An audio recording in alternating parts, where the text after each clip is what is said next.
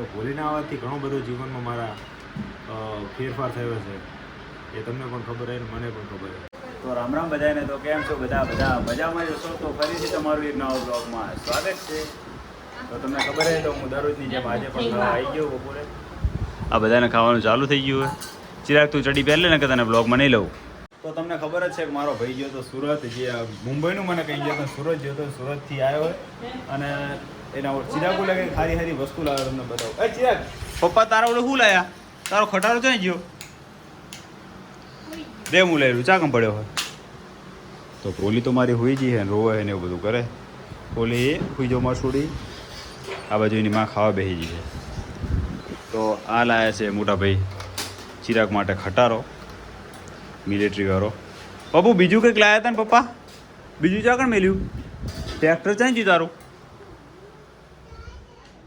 ટુબલી નહીં લ્યા, ટ્રેક્ટર ચાઈ ગયું તારું? ચઈ ડુબલું?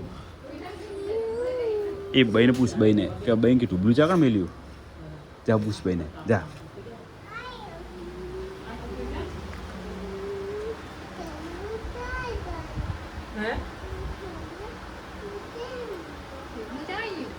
એ દાદીને પૂછે કે મારું ટુબલું ચાઈ ગયું? ટુબલું હતું બાબુ તારું?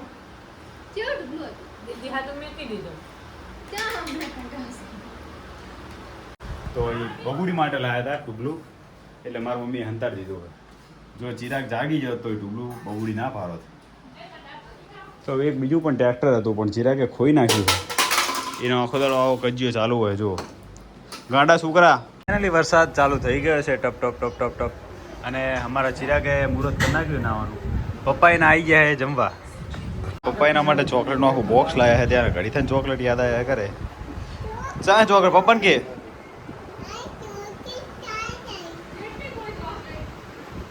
બહુ ચોકલેટ જાય જી. રેડ બતાય તો મને ચા કાણે ચાચું કહી દઈશ કદે ચા કાં પડી છે? ચમ તેલું હવે તેલ લીધો. હવે શું કરવાનું? આમ જવાનું? તો મમ્મી કે તું આખી જા. શું લેવાનું? ચોકલેટ તો આ નહીં બબુ. તો આ બાજુ ચોકલેટની તપાસ કરે પણ ચોકલેટ આ મળતી નહીં. ચોકલેટ ચા કેમ પડી છે? ચોકલેટ તો બધી જ છે બબુ. તું ખાઈ ગયો બધી? ના ખવાય એટલી બધી પદાર્થ પડી જાય તો શું કરવાનું? નવું બોક્સ લાવવાનું ને? હા તો નવી ચોકલેટનું બોક્સ લાવી દઉં તને. હો હવે જો મમ્મી ખાવા બેસી ગઈ. જો તારે ખાવાનું હોય? દીદી લઈ જવાનું નહીં ને? શું ખાવાનું? હા લઈ લો મમેડો. તો એ પ્રસાદી કે શું કોક લાવ્યું લાગે છે પ્રસાદી ખાવાની. લઈ લે ડબ્બો હેઠ. જે ઉતા જ હોય છે આખો દાડો તમને ખબર જ છે. આ ભાઈની નવી નવી ટી શર્ટ ઉપર કલર લાગી જાય તો મોટા ભાઈ ગુસ્સે થઈ ગયા. તો આ ચિરાગના રમકડા જાણવા પડ્યા હોય.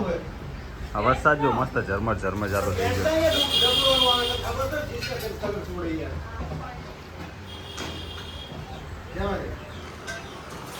તો સાંજ પડી ગઈ અને વારું બારું કરીને આપણે રેડી થઈ ગયા છીએ અને નોકરી પણ જઈને આવતા છીએ. આજ તો 8-9 વાગી ગયા હતા. આના કરતાં ખાવામાં અને ખાઈને થોડું સેટઅપ કરવામાં બસ આટલો ટાઈમ થઈ ગયો છે. વાગ્યા કેટલા વાગ્યા? 10-10:30 જેવો ટાઈમ થઈ ગયો છે. અને ભોલી સૂઈ ગઈ છે ને ભોલુની મમ્મી પણ સૂઈ ગઈ છે. તમને બતાવજો. તો આ બોલું કે મમ્મી એ હુતી એટલે તો આડી પડી એમ કહેવાનો મતલબ. તે ફોન જોતી હતી, બ્લોગ જોતી હતી અમારા. તો અમારા બ્લોગ જોતી હોય તમને ખબર જ છે. તો એને હું સલાહ આલું બધાના બ્લોગ જોવે એટલે તને ખબર પડે છે એ બ્લોગ બનાવવા. હો આ જો મારી છોડી હોઈ ગઈ. બધાની કોમેન્ટો સારી સારી આવે છે તો thank you so much. A comment આવી હતી કરી આવી હતી કોમેન્ટ આવી હતી કે નાની હોય એટલે રોવે જ અને મમ્મીની નહીં પણ પપ્પાની પણ ફરજ બજે એવું કંઈ કહેતા ને. હા બસ. તો thank you so much comment કરવા બદલ. મારી પણ ફરજ હોય જ છે મને ખબર છે. અને દીકરીના આવવાથી ઘણો બધો મારા જીવનમાં ફેરફાર પડ્યો હોય મને બધી ખબર છે. એ બધું હું નોટ કરું યાર. સાચું ખોટું નહીં નોટ કરતો? બધું નોટ કરું હું કે એના આવવાથી ઘણો આમ શું કહેવાય વિડીયો મારા ઘણા બધા ઉપડે છે, પછી ઘણું બધું જીવનમાં સારું સારું થયું છે અને ભવિષ્યમાં પણ સારું થશે એવી મને વિશ્વાસ છે. મારી કૃપાલીની કૃપા રહેશે, મને વિશ્વાસ છે 100%. નહીં મારે ભોલી તો ભોલીના આવવાથી ઘણો બધો જીવનમાં મારા ફેરફાર થયો છે, એ તમને પણ ખબર છે ને મને પણ ખબર છે. તો બસ આવી રીતે સપોર્ટ કરતા રહેજો, બધા કોમેન્ટ કરતા રહેજો. બધાની કોમેન્ટનો હું રિપ્લાય આલીશ અને અલગથી પણ એક મસ્ત વિડીયો બનાવીશ કે આ લોકોની બધાની કોમેન્ટ આવે છે અને બધાના નામ સાથે. તો પ્લીઝ બધા કોમેન્ટ કરજો.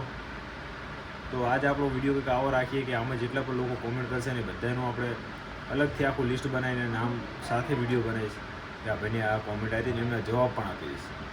તો કોમેન્ટ કરો જલ્દી યાર. આમને જો અત્યારે રમત ચાલુ થઈ ગઈ બેની, મારી સોડી હોઈ ગઈ છે અને નખરે જુઓ ને ઉઠાડી દેતી ને રોજ છે. પછી હું આવતાર તો ખુદી જ હોય કારણ કે પપ્પા તો કામમાં પડ્યો હોય આખો દાડો અને મમ્મી તો બ્લોગ બનાવતી નહીં, પપ્પા જ બના કરે. તો મમ્મી તો બોલવાના પડ્યા છે બ્લોગમાં, હે ને કંઈ નહીં બોલું એને. તો આગળના બ્લોગમાં મેં તમે કીધું ને થોડી રિહાણી હતી, ભાઈ માની ગઈ. આવું બધું મારે ચાલ્યું છે. આજ થોડુંક વધારે ખાવી ગયું કારણ કે ભાઈ બનાવ્યો તો આજે પનીરનો પ્રોગ્રામ કર્યો હતો. તે પનીર ટીકાનું મસ્ત શાક બનાવ્યું હતું કાજુ બાજુ નાખીને. તો મારા ઘરે આવું કંઈક નવું બનતું હોય મારો ભાઈ જ બનાવતો હોય. હું 8-9 વાગે ઘરે આવું અને 8-9 વાગે મારે ખાવાનું જ બાકી રહે, બાકી બધું કમ્પ્લીટ.